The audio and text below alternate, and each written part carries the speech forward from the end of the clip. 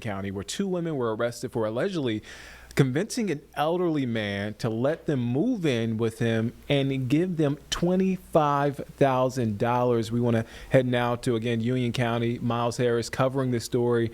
Miles, just reading this, man, what a situation here. What can you tell us?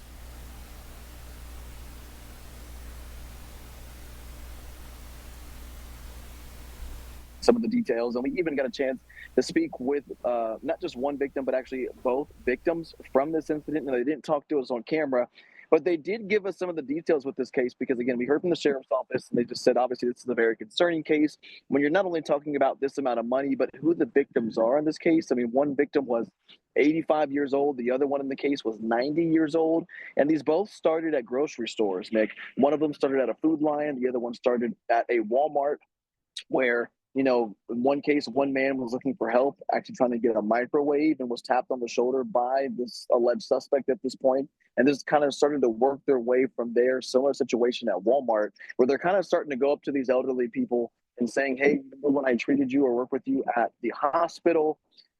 Even calling them out by name, and then getting to the point, like you said, where they move into their houses, they're taking money from them, even taking rings, things of that nature. So it's a major, major concern here.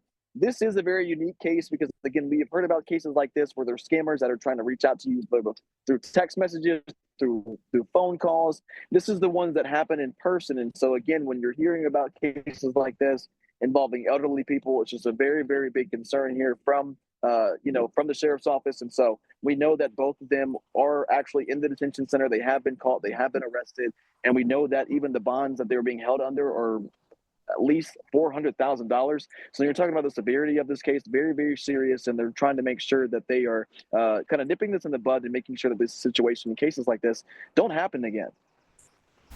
Yeah, a lot of concerns there, as you mentioned, Miles. Also, a very disturbing case.